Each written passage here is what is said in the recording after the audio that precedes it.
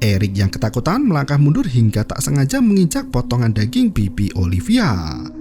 Eric pun terjatuh menimpa kloset dan punggungnya terkilir. Olivia menyerang pria itu dengan menancapkan potongan cermin tepat di pundak Eric. Sementara tangan kiri Olivia mengambil jarum suntik dan menusukkannya ke tubuh Eric secara bertubi-tubi. Eric menendang tubuh Olivia hingga terpental jauh menabrak ubin. Jarum suntik yang patah masih menempel di bawah mata Eric dan dicabutnya begitu saja. Olivia kembali bangkit dengan membawa pecahan kaca yang lebih besar lagi. Gadis itu merangkak mendekati Eric hingga terpaksa Eric menikam kepala Olivia dengan keramik wastafel yang rompes. Gadis itu mati bersimbah darah dengan tengkorak yang hancur tepat di depan tubuh Eric. David dan Natalie shock melihat hal itu dan membawa Eric ke gudang. Di sana mereka mengeluarkan pecahan kaca yang masih menancap di pundak Eric hingga membentuk lubang yang sangat dalam. David mencoba mengobati luka itu dan menutupnya dengan lakban. Melihat banyak darah yang keluar dari tubuh Eric, David meminta Natalie untuk membuatkan air gula. Eric berkata jika dirinya telah melakukan kesalahan besar karena membaca kitab iblis dan merapalkan mantranya. Eric menyadari dirinya telah memanggil sosok iblis dari dalam neraka jahanam.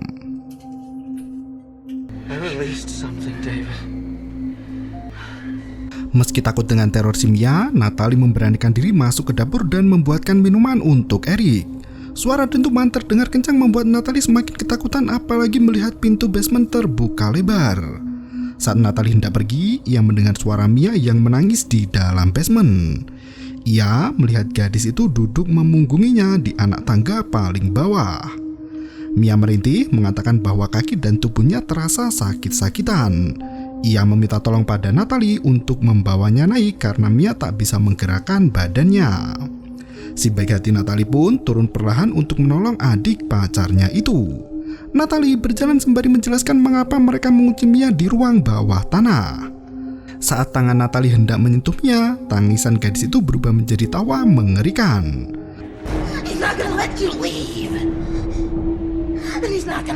Natalie mulai ketakutan dan berusaha sekuat tenaga untuk cepat-cepat naik. Kaki Natalie sempat terpleset hingga tubuhnya membentur lantai. Anak tangga yang jebol membuat Natalie kesulitan untuk bergerak. Untungnya kekasih David itu berhasil naik dan menyelamatkan diri, namun tiba-tiba Natalie tersadar di mana tubuhnya terikat tali sangat kuat tepat di anak tangga yang miring. Sosok Mia dengan mata kuning mengerikan mulai mendekatinya dan mengendus tubuh cantik Natalie. Tampaknya iblis itu suka dengan kemolekan tubuh Natalie yang aduhai.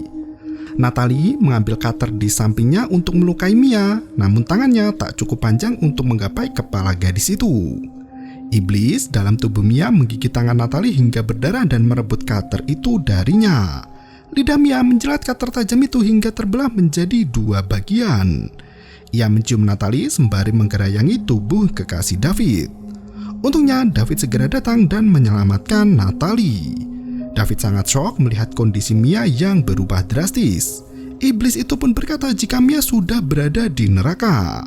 David menutup akses ke ruang bawah tanah dan merantai hingga tak mungkin bisa terbuka lagi. Malam itu Eric mencoba membakar kitab iblis itu. Sayangnya buku itu sama sekali tak bisa terbakar. Di waktu yang sama, Mia masih berusaha untuk mendobrak pintu agar bisa keluar dari basement. Eric menjelaskan isi kitab itu yang menggunakan abjad kuno dengan terjemahan tulisan tangan. Akhir kitab itu adalah untuk bertujuan membangkitkan makhluk jahat pengambil jiwa manusia yang disebut dengan syaiton. Sekali iblis itu memakan 5 jiwa, maka kekejian akan bangkit dari neraka menguasai bumi. Di waktu yang sama, Natalie berada di dapur sendirian untuk membersihkan luka bekas gigitan Mia. Ia mencoba mengeluarkan cairan hitam yang tak ada habisnya menggerogoti daging di dalam kulit. Eric masih menjelaskan pada David terkait cara kerja iblis yang bernaung dalam tubuh Mia. Makhluk itu melekat seperti lintah dan berusaha menguasai Mia. Mereka harus menghentikan iblis itu jika ingin menolong Mia. Dari kitab itu tertulis bahwa mereka harus membunuh Mia untuk mengakhiri semuanya. David sama sekali tak setuju dengan ide Eric untuk membunuh adiknya sendiri. Ia masih berdalih jika Mia terkena virus dari bangkai kucing yang membusuk. Tangan Natalie yang dicuci bersih bukan sembuh, namun cairan hitam itu semakin melebar hingga ke bagian lengan. David menjelaskan pada Eric jika mereka akan segera pergi begitu hujan reda dan air sungai surut. Tangan Natalie mulai bergerak sendiri seolah memiliki jiwa yang lain bersemayam di tangan busuk itu. Seketika pintu dapur terbuka tepat mengarah ke lantai menuju basement. Kepala Mia tampak mengintip dari pintu basement itu, membuat Natalie kejang-kejang hampir tak sadarkan diri. Natalie mengambil pisau pemotong daging untuk memotong lengannya sendiri. Mia terus berteriak agar Natalie tidak memotong tangan itu. Tak berselang lama, David menghampiri Natalie di mana gadis itu berkata jika tubuhnya semakin membaik. Di dalam ruang bawah tanah, Mia bersembunyi sambil tertawa cekikikan. Tampaknya Natalie telah masuk ke dalam perangkap iblis. David sibuk membalut luka di lengan Natalie yang terpotong, sementara Eric kembali memeriksa isi dalam kitab iblis itu. Untuk membersihkan semua itu, yang kerasukan harus disucikan. Ada 3 cara yang bisa dilakukan, yaitu dikubur hidup-hidup, dipotong tubuhnya menjadi 5 bagian, dan yang terakhir adalah penyucian lewat api. Eric meyakinkan David untuk melakukan salah satu dari ketiga itu untuk menyelamatkan Mia. David menceritakan jika ibunya mati di rumah sakit jiwa setelah berubah menjadi monster. Ia takut jika dirinya atau Mia berakhir sama seperti ibunya. Eric berkata jika David seorang pengecut yang tak berani mengambil langkah. Ia bersikeras akan membakar rumah itu agar iblis tidak meneror hidup mereka seterusnya. Tiba-tiba Natalie muncul dengan kondisi kerasukan setan. Gadis itu membawa paku tembak elektrik. Tanpa ampun ditembakkannya paku-paku itu ke arah Eric dan David. Paku panjang menembus tangan Eric hingga tulangnya remuk redam. David menabrak tubuh Natalie untuk menyelamatkan Eric, namun kakinya ikut tertancap paku. Mereka mencabut paku dari tubuhnya masing-masing. Seketika Natalie menghilang entah kemana. David merangkak untuk mengambil senapan. Ia melihat bayangan Natalie dari televisi berjalan mendekatinya seketika itu. Melihat Natalie menyiksa David menggunakan tongkat besi, Eric menembak wanita itu dengan paku elektrik. Gadis tangan buntung itu kini berjalan mendekati Eric meski tembakan paku itu terus menancap di sekujur badan. Natalie mencambuk tubuh Eric menggunakan tongkat besi hingga akhirnya David menembak tangan Natalie hingga buntung dua-duanya. Natalie tiba-tiba menangis dengan suara lembutnya merangkak mendekati kekasihnya itu. Natalie menghembuskan nafas terakhir tepat di pangkuan David hingga membuat Eric menangis sejadinya. David membawa Eric yang sekarat keluar dari rumah itu. Ia menyiram bensin ke seluruh isi kabin termasuk pintu menuju ruang bawah tanah. David menyalakan korek api tepat di atas basement, namun suara Mia menyanyikan lagu masa kecil mereka terdengar pilu. David tak kuasa membakar rumah kenangan masa lalunya itu dan membatalkan rencananya itu. Seketika petir menyebar pohon sampai terbakar dengan api yang membara. Rencana B mulai dijalankan di mana David hendak mengubur Mia hidup-hidup. Sebelumnya, David menyiapkan alat kejut jantung dan suntikan obat penenang untuk menyelamatkan Mia. Setelah menggali tanah, David turun ke basement untuk menjemput adiknya itu. Cutter yang tergeletak di lantai pun hilang diambil oleh iblis biadab itu. David berjalan terus ke depan tanpa rasa takut untuk menyelamatkan orang terkasih. Bayangan Mia berkelebat kian kemari menutup pintu basement dengan kencang. Dengan suntikan penenang di tangannya, David masuk ke ruangan itu yang digenangi air hujan. Di sudut ruangan itu terdapat bak penuh air keruh dan saat hendak naik, tiba-tiba tubuh David terpental jauh ke udara dan serangan membabi buta terus terjadi di mana kepala David ditenggelamkan ke dalam air. Untungnya Eric cepat bertindak dan menghantam tubuh Mia sampai pingsan.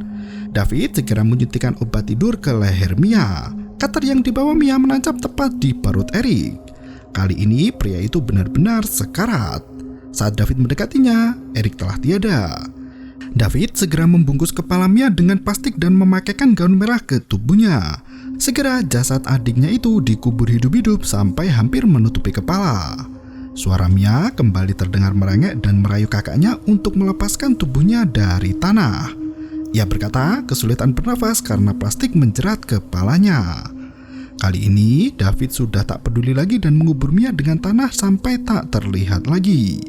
Seketika itu, api dan semua cahaya yang menyala mati bersamaan.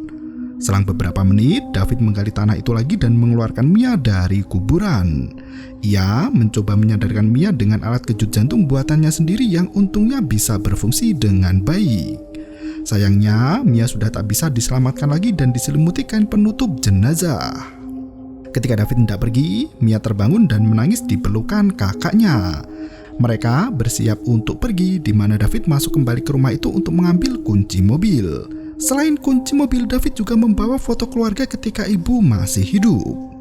Tiba-tiba, sosok mengerikan muncul di belakangnya dan ternyata jasad Eric berhasil dikuasai iblis dan menggorok leher David. Pria itu berlari menghampiri Mia dan memintanya untuk segera pergi meninggalkan dirinya. Eric terlihat berjalan perlahan mencari mangsa selanjutnya. David menutup pintu rumah dan memaksa Mia untuk segera pergi tanpa menoleh ke belakang lagi. David mengambil senapan dan menembak wadah bensin hingga api berkorban membakar seluruh isi rumah. Mia menangis sendirian menemukan kalung pemberian kakaknya. Seketika itu tetesan darah memenuhi hutan seperti hujan. Tangan iblis mencuat dari inti bumi hendak mengajak Mia pergi bersamanya. Iblis itu merangkak ke permukaan tanah dan menghampiri Mia. Gadis itu lari masuk ke dalam mobil hingga tiba-tiba tubuh Mia diseret keluar mobil hingga terjungkal ke tanah.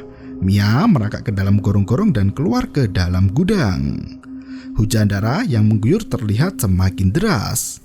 Mia mencari alat untuk dijadikan senjata dan mengisi bahan bakar pada mesin gergaji kayu. Sosok iblis itu muncul lagi dan mencoba menarik kaki Mia. Karena mesin gergaji tak juga menyala, Mia merangkak masuk ke dalam lorong kayu sempit. Iblis itu menancapkan pedang bertubi-tubi hingga melukai lutut Mia. Gadis itu menjebol tembok kayu dan berlari keluar sambil menyalakan mesin gergaji elektrik. Iblis berjalan keluar menghampiri Mia yang bersembunyi di kolong mobil. Iblis itu mengangkat mobil dengan satu tangan hingga tangan Mia terjepit badan mobil yang berat. Lengan Mia yang tergencet terlihat gepeng sementara tubuhnya tak bisa lari kemana-mana lagi. Iblis itu terluka kakinya setelah Mia berhasil menyalakan mesin gergaji. Ia merangkak mendekati Mia dan setelah menarik tangannya sendiri sampai buntung, Mia mengambil mesin gergaji dan bersiap menghabisi iblis itu. Mesin gergaji itu membelah perut tubuh iblis menjadi dua bagian sama besar. Kepala iblis pun terbelah dua dengan mata yang masih berkedip minta tolong. Jasad iblis itu pun lenyap ditelan bumi untuk kembali ke neraka. Hujan darah tiba-tiba berhenti dan Mia berjalan pergi menuju ke cahaya fajar. Sementara kitab iblis masih tergeletak di dekat kabin dan film pun berakhir. Saat kredit berjalan terdengar suara seseorang yang diduga menemukan kitab iblis itu. Ia berkata menemukan kitab itu di reruntuhan Kandarian dekat dengan penguburan Sumeria kuno. Mantra penguburan tertulis lengkap di dalam kitab yang berjudul Naturom Demonto atau Kitab Kematian. Kitab itu dibungkus dalam daging dan tinta darah manusia, berisi kesepakatan antara manusia dengan setan untuk membangkitkan iblis. Bab pertama kitab itu memperingatkan tentang kekuatan makhluk kuno yang telah tersegel. Mereka bisa dihidupkan kembali melalui mantra dari kitab itu dan merasuki jiwa manusia hidup ataupun yang mati. Secara keseluruhan, Evil Dead dijamin memberikan mimpi buruk bagi penikmat film horor. Bukan hanya menawarkan jumpscare semata, tetapi juga menyuguhkan genre thriller mulai dari gore juga slasher yang penuh darah. Sudut pandang sinematografi dibingkai secara sempurna dan berhasil menyajikan adegan yang membuat bulu kuduk bergidik melihatnya. Apalagi jika disaksikan sendirian di tengah malam dalam suasana gelap gulita ditemani hujan badai yang mendera. Terima kasih dan sampai jumpa. Yo, bermau itu ketarep.